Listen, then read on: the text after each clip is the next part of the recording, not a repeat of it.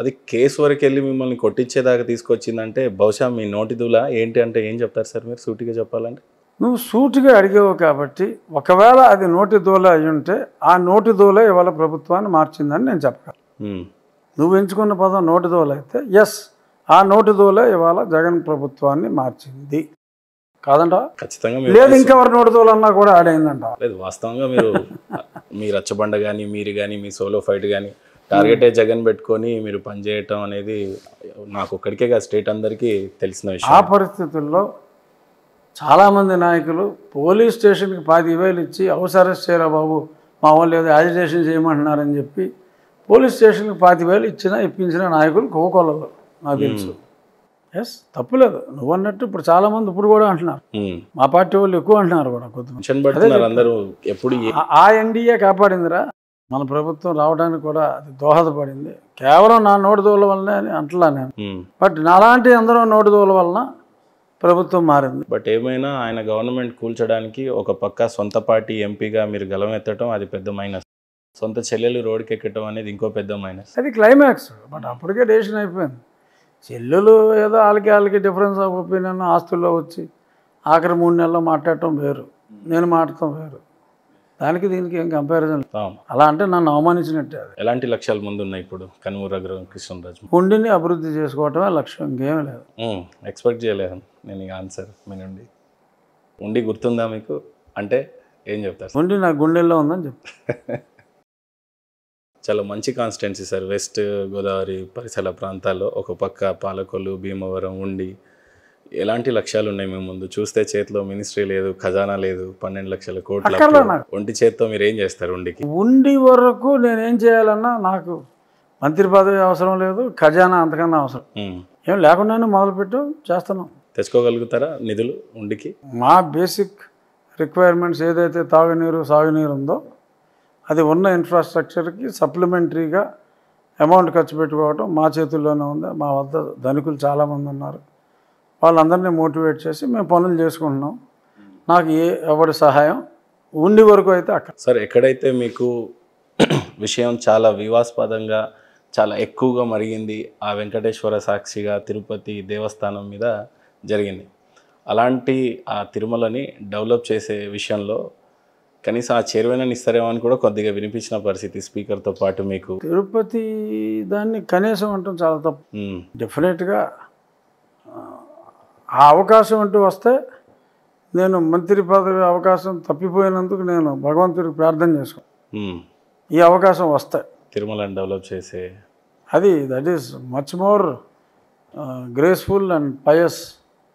ఎందుకంటే మంత్రిగా నువ్వు ప్రజలకు సేవ చేయాలి.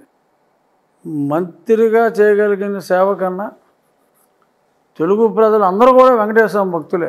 వెంకటేశ్వర భక్తులకి నిజంగా నువ్వు సేవ చేయగలిగితే, గతంలో ఏంటి జగన్మోహన్ రెడ్డి పాలసీ ఏంటి? మద్యం రేట్లు పెంచితే మద్యం తాగడం మానేస్తారు అన్నాడా లేదా? అందుకే పెంచేసాను అన్నాడు కదా. అదే పాలసీ ఇక్కడ కూడా ఫాలో అయ్యాడు. రేట్లన్నీ పెంచి పెడతాం. మీడియాలో వాళ్ళ బోర్డు మీటింగ్లో మాట్లాడుకున్న మాటలు కూడా సోషల్ మీడియాలో వచ్చినాయి. 500 ఉందా, 3,000 చేయి, అది 2,000 ఉందా, 10,000 చేయి, ఆడెత్తాడు, వచ్చినోడు వస్తాడు అని చెప్పి చైర్మన్ మాట్లాడుకున్న మాటలన్నీ ప్రజల్లోకి వచ్చినాయి. సో లిక్కర్ పాలసీని అక్కడ ఫాలో అయ్యారు. వాళ్ళు భక్తుల మనోభావాలను పట్టించుకోకుండా వస్తా లేకపోతే లేదు. బహుశా ఇక్కడ రేటు పెంచితే తగ్గుతారని ఎలా అనుకున్నారు, అక్కడ కూడా రేట్లు పెంచితే భక్తులు తగ్గుతారని అనుకున్నారేమో అని నాకు అనిపిస్తుంది. రూమ్ రెంట్లు ఇప్పుడు తిరుపతికి ఎవడన్నా వచ్చినాడు జేబులో నిజంగా డబ్బులు ఉండి స్తోమత ఉంటే అది ఉండిలో వేసి వెళ్ళిపోతాడు. ఇంత దారుణంగా ఇప్పుడు దోచుకు తింటున్నా రోజుకి 3.5 కోట్లు యావరేజ్ వస్తుంది హుండీ ఆదాయం. ఎందుకు వస్తుంది? ఇవ్వగలిగిన భక్తుడు ఇస్తున్నాడు. బిజినెస్లో ఒక వాటా 1% 2% వెంకటేశ్వర అకౌంట్కి వేసి ప్రజలను మోసం చేసేవాడు కూడా దేవుడిని మోసం చేస్తే దెబ్బైపోతాం రా బాబు అని చెప్పి ఆ దేవుడి మీద ఉన్న విశ్వాసంతో తద్వారా జనం అందరికీ కూడా మంచి జరుగుతుందని దేవుడు ఏమైనా తీసుకెళ్ళి కదా, డబ్బీలోనే ఉంటుంది, మనమే లెక్కెట్టుకుంటున్నాం. కొంత మనవల్లే కొట్టేస్తున్నారు, అది వేరే విషయం. అది ప్రజా సంక్షేమానికే కాబట్టి ఆ దేవుడి పేరుతో అక్కడ డబ్బులు వేస్తున్నారు. సో ప్రజల్లో భక్తి అనేది ఎందుకు పెట్టారు? ప్రజలను ఒక మంచి మార్గంలో నడిపించడానికి. ఏదో దేవుడు వచ్చేసి నీకు ఏం కావాలో వరం కోరుకో భక్త అని అడగడు. But if you get yourself satisfied, your mind is the most powerful than anything else.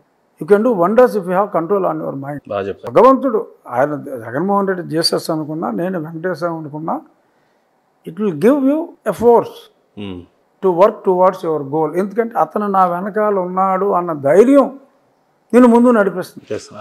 అతను వెనకాల జీసస్ ఉంటాడు, నా వెనకాల వెంకటేశ్వర ఉన్నాడు అంటే మా ధైర్యం మమ్మల్ని నడిపిస్తుంది. That is why people go to the temple.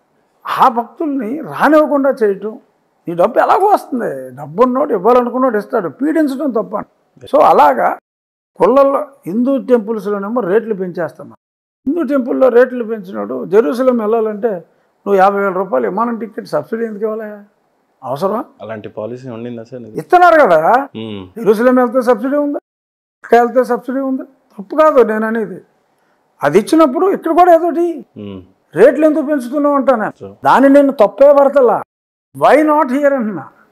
I'm not questioning that. ఎందుకంటే ఒక ముస్లింకి మక్కా ఈజ్ అల్టిమేట్, అది వెళ్ళగలిగితే అతని జీవితం ధన్యం అవుతుంది. ఒక క్రిస్టియన్కి జెరూసలేం ఈజ్ అల్టిమేట్, అది నేను కాదంటలా.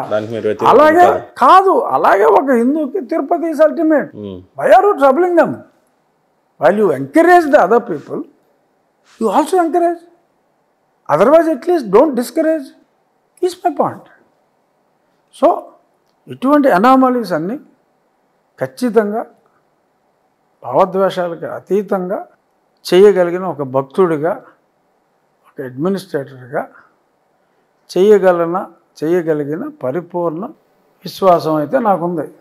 ఖచ్చితంగా నాకు లేని విశ్వాసంలో ఇస్తాడే ఇవ్వడానికి తప్ప ఇస్తే అద్భుతంగా చేయగలను. ఇవ్వాలని మేము కూడా కోరుకుంటున్నాం సార్. మీ చేతిలో అది ఉంటే ఇంకా నేను కోరుకుంటున్నాను. మీకు ఎట్లా సార్ మీ దినచర్యలో ఎప్పుడైనా పూజలు కానీ, దేవుడిని ఎక్కువగా ఆరాధించడం కానీ, భక్తి కానీ కనుమూరు రఘురామకృష్ణరాజు గారికి ఏ స్థాయిలో ఉంటుంది అని అంటే ఏం చెప్తారు? ఏ స్థాయిలో అంటే ఆ పక్క తిరుగు, నువ్వు వచ్చావని పెట్టింది ఏం కాదుగా, అక్కడ తిరుగు, అటు తిరుగు, ఇంకేం చెప్తాం. ఎలా ఉంటుంది సార్ మీ దిన? ఆ వెనక్కి కూడా తిరుగు, బాగా వెనక్కే, అలా ఉంటుంది. ఇలా పూజలు చేస్తారా సార్ బాగా? ఏ దేవుడిని ఎక్కువ? అంటే హోమాలు అన్నీ నా వైఫ్ చాలా ఎక్కువ.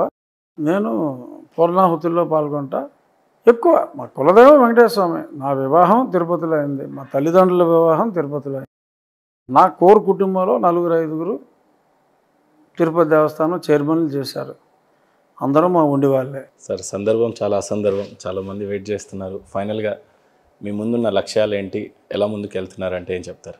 ప్రస్తుతం నాకున్న పరిస్థితుల్లో నా ముందు పెద్ద లక్ష్యాలు ఏమి పెట్టుకుంటే ఉన్న లక్ష్యం దెబ్బతింటుంది, దీనికి కూడా ఇబ్బందులు వస్తాయి. కాబట్టి ప్రస్తుతం నా ముందు ఉన్న లక్ష్యం ఉండి అభివృద్ధి.